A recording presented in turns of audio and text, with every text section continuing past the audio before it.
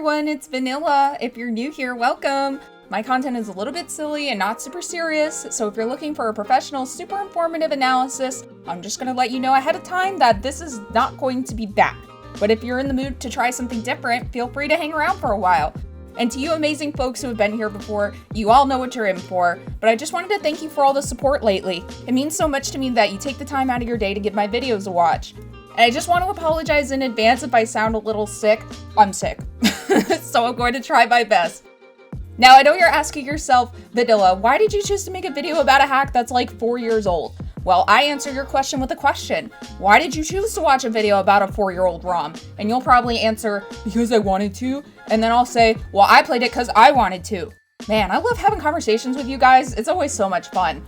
I don't quite remember how I got here, but I think I was looking at popular ROM hacks or something and Pokemon R.O.W.E popped up. Now, if my pronunciation just there made you cringe, you must really be new. One of my many flaws is not being able to pronounce things. I promise I went to school and I promise I graduated, but I'm gonna pronounce the name of the hack as R.O.W.E since it makes more sense to me than saying out all the letters every single time. But I'm really sorry if that's completely wrong. This hack was released back in 2021, so as per usual, I'm a little bit late to the party. I believe they call that being fashionably late, which makes it okay. And let me say it one more time for those of you in the back. I've never played this ROM hack before, and I have not watched any videos about it. So if you played R.O.W.E before or are a connoisseur of ROM hacks, take your hands off the keyboard for a bit and give me a chance. If you're like I was about a month ago, you may be asking, what is Pokemon R.O.W.E? What an excellent question. Pokemon R.O.W.E is a hack of Pokemon Emerald, and that's what the E stands for actually, Rayquaza's Open World Emerald.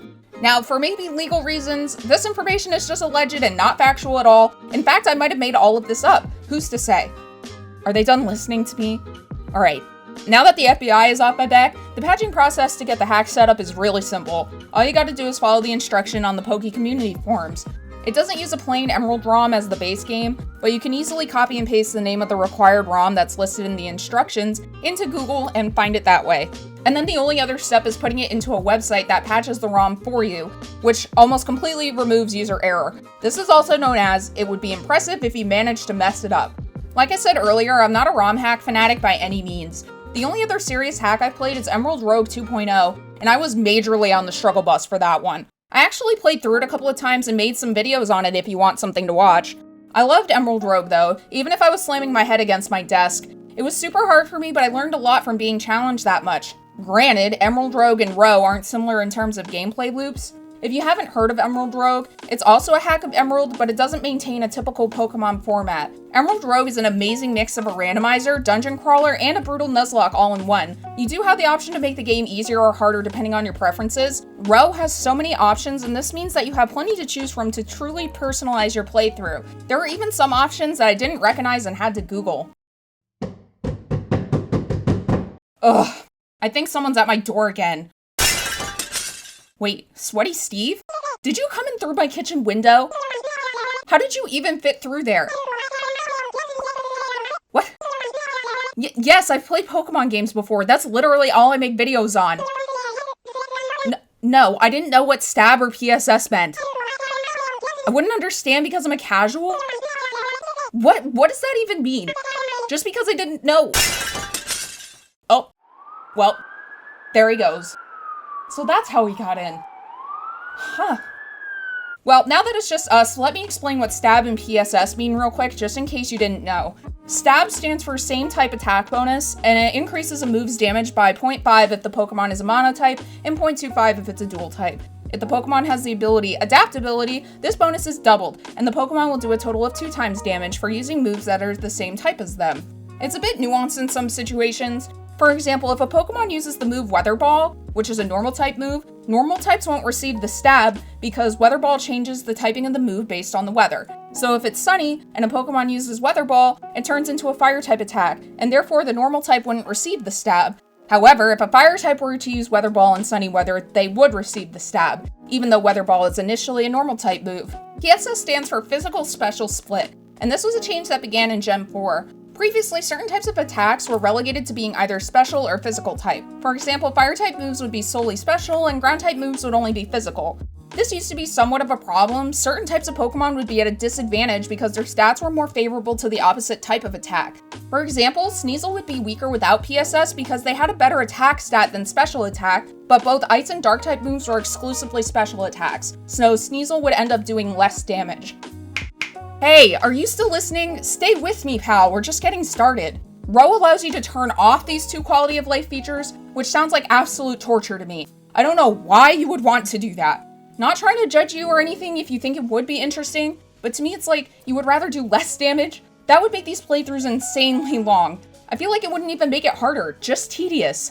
Maybe it would be better to set the difficulty to hard and then playing around the other settings. And no, it doesn't make you cooler to set the difficulty to hard and turn off PSS and stab. It's giving, reminding the teacher at the end of class that they forgot to collect the homework. You're just doing too much. Now, I could have just sat here, played a couple of hours, and made my conclusions, but that's not how I do things. I played for around 35 hours and spent a bulk of my time completing a randomized inverted run on normal difficulty. I chose to spend the majority of my time on normal difficulty instead of hard, because I wanted to be able to truly experience what changes the hack had made. Playing on a higher difficulty typically draws your attention away from the broader changes and forces you to hyper-focus on how to min-max your team and micromanage their stats, while also having to quickly learn how the AI works. It may also be because I was afraid of tearing my hair out again like I did in R.O.W.E. There are 3 predefined difficulty settings in R.O.W.E, easy, normal, and hard. In easy mode, there are no level caps, the AI is dumb, and the movesets and damage are also altered to be easier. In normal mode, the AI is a bit smarter and trainers have more Pokemon and their levels are higher. However, Pokemon's stats will not increase after they surpass a level cap, but they will continue to gain stats after the appropriate amount of gyms are defeated to raise the level cap. Normal mode doesn't limit a Pokemon's ability to level up like it does in hard mode, it just restricts your ability to gain additional stats. Normal mode does, however, introduce power caps for moves, which means they are stronger in the early game but do less damage as the player earns gym badges. Hard mode is when we start to see changes made to the core gameplay. The AI is smarter and the level and stats of their Pokemon are higher. There is a hard level cap that makes it so you are unable to overlevel. You may also be unable to see the level of some important trainers' Pokemon. The battle mode is set, so you can't change Pokemon to counter your opponent, and you are also unable to use items in battle. Now, if it seems like I'm a bit more knowledgeable than usual, it's because I just basically rehashed everything that's in the very lengthy Google Sheets document. And when I say it's lengthy, that's an understatement. There are over 25,000 rows in the base stats, abilities, and held items sheet. Maybe this is a little bit nerdy and nitpicky, but the formatting is inconsistent and kind of hard to read. Instead of having different columns for the different values, they're all just pasted into one single column. Many of the other sheets have different columns for different pieces of information, but not this one. That being said, there is another document that is a bit more important that is very well organized, thankfully. But it wasn't until I got to the Elite Four that I was even aware of it. And it is important because it contains 36 pages of information on base stats that appear to have been arbitrarily changed. When I was going up against Sydney's Mega Absol, I realized that it was substantially faster than it probably should have been. So when I went to try to go look through the documentation to figure out why, I found a pretty much empty sheet labeled Pokemon Changes. This sheet only had a single link to a Google Doc. In this document, I found that Mega Absol's base speed had been increased from 100 to 120. Why? I have no idea. Just because, I guess? The first page also states that not all of the stat changes have been documented. So not only are there 36 pages of stat adjustments that I'm not aware of, but some of them might not even be written down anywhere. Am I expected to just go through and check out every single change on my own? Or is it just if my sixth sense is tingling that I go and look? Also, certain Pokemon get signature moves. This is the same idea. Am I just expected to look through and memorize all the Pokemon that have signature moves? These are specific moves that some Pokemon have that get special effects if they use them. Not every Pokemon has one. Some signature moves also get additional effects that aren't present in vanilla Pokemon. Like Mega Charizard Y is able to use Flamethrower as a Dragon-type move, and it has a 25% burn chance. Keep in mind these stat and move changes are allegedly made for balancing purposes, but I'm not entirely sure what the logic behind that is. Balancing how and why? Usually balance changes have mathematical reasons as to why they're implemented, but none of this information is listed anywhere. Regardless, I wasn't even aware of these changes in my first playthrough until I hit the Elite Four. When I was initially picking out modifications that I wanted to play with, I chose to enable the randomizer and the inverted typing, and these were both fun to play with. I did have a bit of trouble with both of these settings. The inverted typing function worked pretty well, but the damage efficacy indicator on each of the moves was still acting as if I was playing with normal typing. So instead of displaying fire being 2 times effective on water, it was still saying it was 0.5 times. This wasn't too much of a problem since you can just assume, most of the time, that if a move is displayed as 2 times, that it wouldn't be effective, and if it was 0.5 times or 0, that would be super effective. I think the biggest problem I had was with the randomization mechanics. In my opinion, this mode plays semantics with you. The design choice is intentional, and as it's described in the mode sheet, the wild tables are randomized, and the trainer's Pokemon change accordingly. I wasn't aware of what the randomization mode exactly was when I chose it, so I was a bit blindsided by the fact that each wild encounter wasn't completely random. I guess that's my bad. Instead of each encounter being completely random, it randomizes the Pokemon that you can find on a route. It switches up the default encounters and replaces their ID with a random Pokemon's ID. I guess that technically counts as random, but it's not what I was expecting. In addition to the trainers, the gym leaders also had randomized Pokemon, which was cool, but this meant that they lost their ability to Mega Evolve, and that meant they weren't really any different than regular trainers. I also need to point out that for whatever reason, the Elite Four's teams are not randomized. So when I got confronted by the modified Mega Absol that Sydney was scripted to have, I realized that I was in some serious trouble. When you build a team of random Pokemon that are able to carry you through the 8 gyms, you anticipate that you'll be able to continue this trend, since all the trainers up until this point have also had random Pokemon. But when you're suddenly confronted with a carefully curated team of Pokemon that are equipped with items and specific abilities, it's kind of unfair, and not in a fun way. This seriously impacted me when I went to go fight Sydney. Apparently his Malamar has an ability called Opposite Day. This is a new ability that is unique to this game. Opposite Day makes it so the type efficacy was swapped for 5 turns. Now follow my big brain logic for a second. Since I'm using inverted typing, that would mean that the vanilla Pokemon normal typing would apply instead. This absolutely ruined my day since Sydney had an entire team of dark types. This would mean that my Musharna would do 0 damage for 5 turns, since she only had psychic type moves. So I was fighting a 5v6 for a good portion of that battle. I only beat the champion Wallace because I was able to stall by infatuating his Pokemon with my Lopunny, even though she had never done that before. I used her in a lot of fights, and not once did she cause infatuation. This is because her ability is listed as Klutz, so technically she can't use held items, but she can use Mega Stones. So I'm not sure if the Mega Stone nullified her ability and swapped it to Cute Charm or something. But it wasn't only the infatuation that allowed me to beat Wallace. I cheesed him by using a revive on one of my Pokemon while I fainted my only other Pokemon on the field. Milotic would use Surf, which would damage all of the Pokemon on the field, including friendlies. And since I was playing on inverted typing, it did double damage. Good times. So once you manage to beat the Pokemon League, you get the option to start New Game Plus. I thought it was a cool concept. You get to keep your Pokemon and your items and money. You're also given like 2 stacks of Pokeballs and potions, as well as 6 of each EV training held item. I'm sorry if that's not what they're called, but that's what I'm sticking with. These additions are nice, but if you're like me and weren't able to pay much attention to EV training in your original team the first time around, it's not going to be really helpful since you can't reset EVs. But it wasn't really that big of a deal to me. It's probably a skill issue.